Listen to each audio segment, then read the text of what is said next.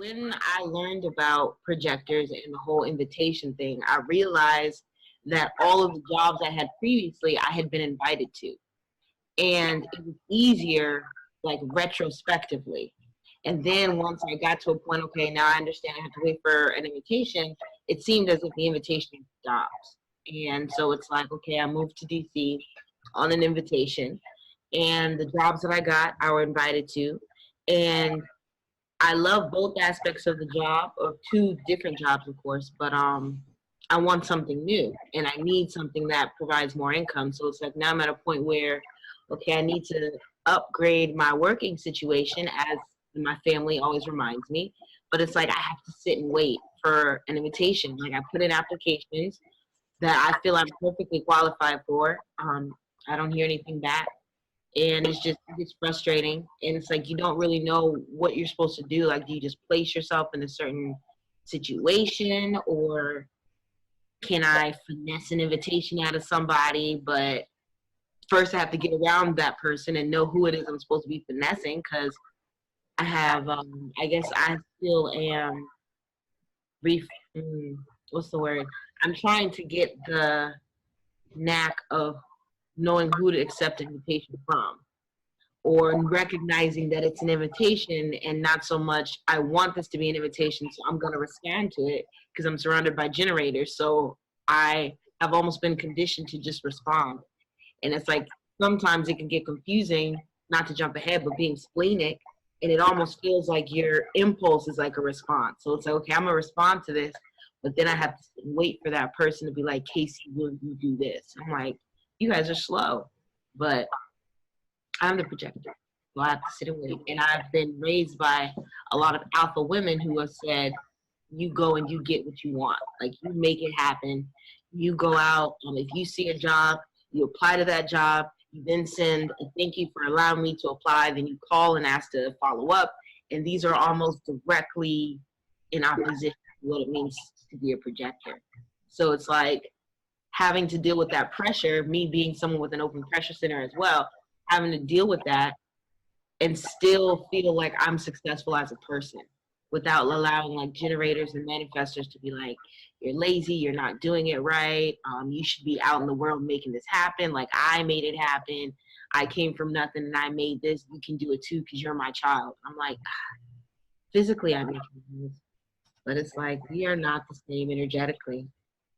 And I don't know, it gets frustrating, because it puts a barrier between me and my family at times, or me and other generators who are like, I'm upset and I want to vent. They're like, well, why don't you just apply somewhere else? I'm like, yeah, I've done that. And even applying is exhausting. It's like when I spend, because I work two jobs, the first one, I deal with a lot of people throughout the day. The second one is very strenuous, physically vigorous, and still dealing with a lot of people. And I have to like lead a group of people. So it's like by the time I get home, I'll just fall asleep wherever I lay down. So it's like I'll wake up in the morning in the exact position I went to sleep, like phone in hand, full clothes and makeup on, laptop ran dead because he played all night. I'm like, damn, I lost the whole day.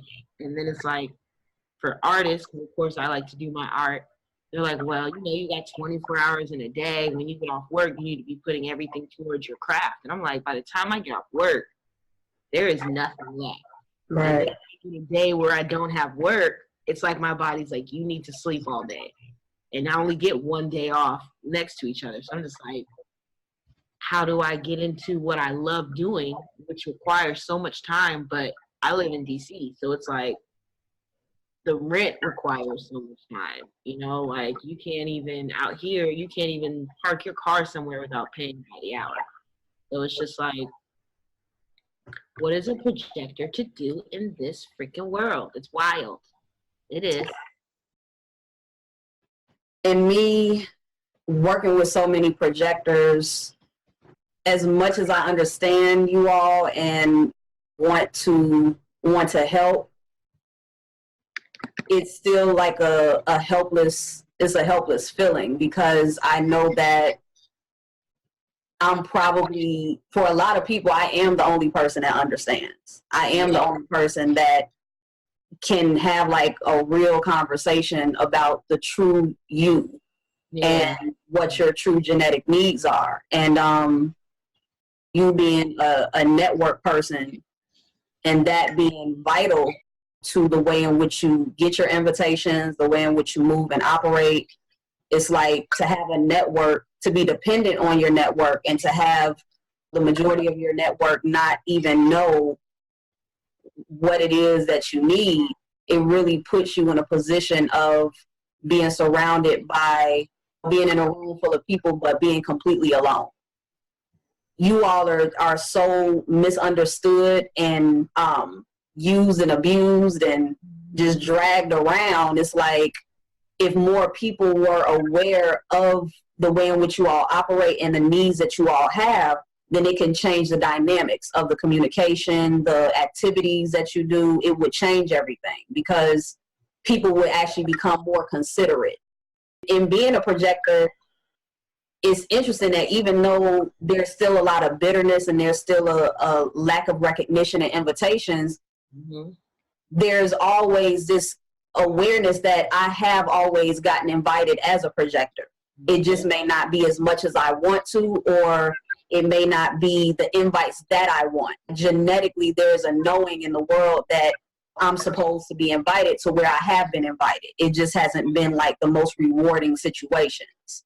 So that's why, I just really wanted to hear about your struggles and what you've encountered, because I have yet to really to come into contact personally with a projector that is like truly successful and not saturated in the bitterness energy. Yeah. So when you look at the jobs that you've had, explain what you've learned about what jobs don't work for projectors based on your experience. So let's see. Over my lifetime, I have worked at the BX, which is kind of like a mini Walmart on military bases. I've done a couple of daycares. I worked at a call center.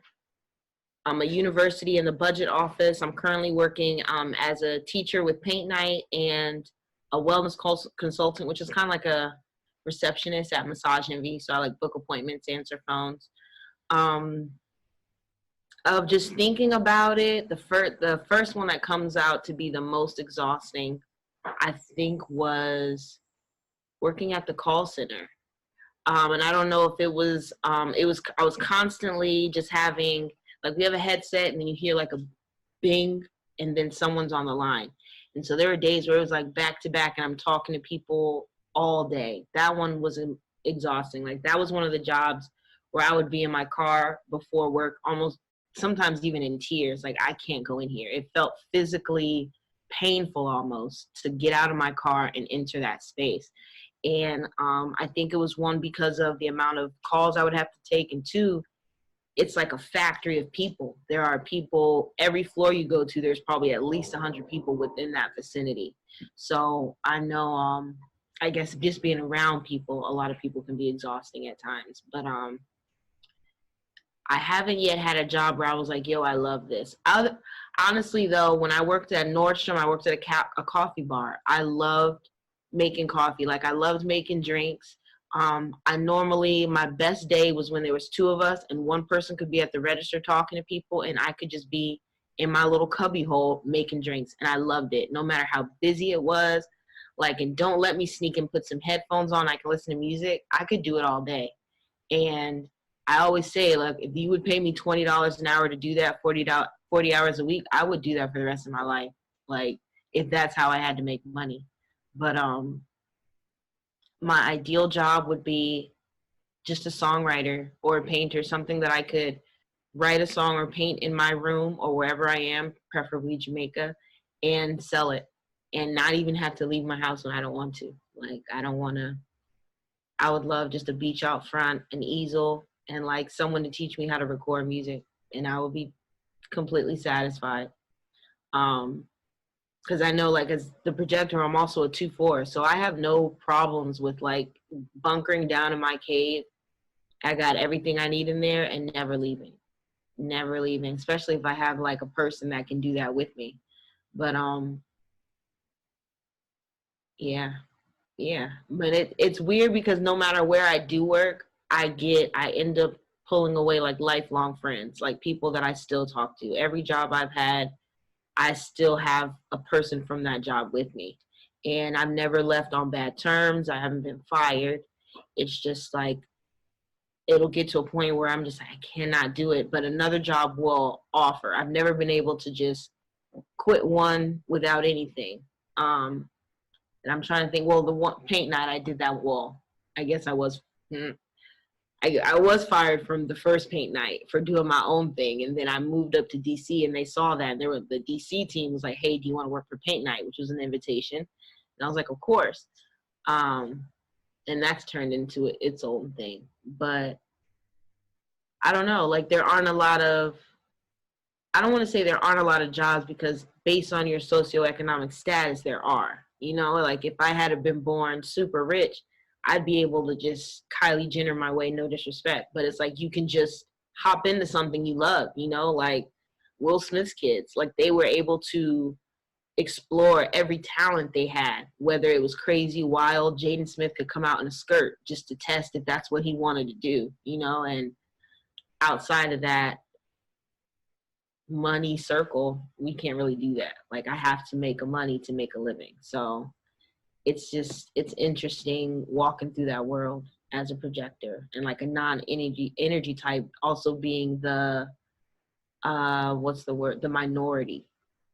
So it's like I don't run into a lot of projectors. I don't have a lot of projectors in my circle.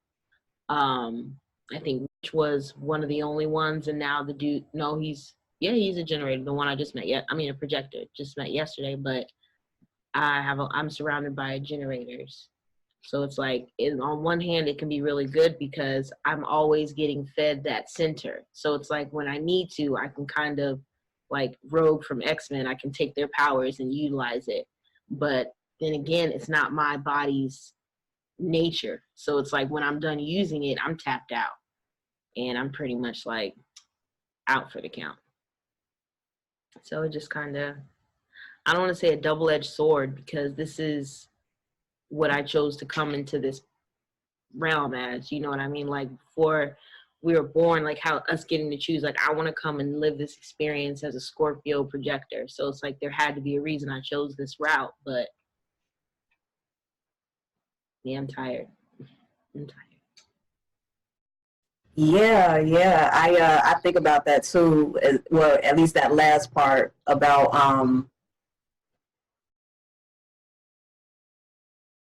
choosing this design.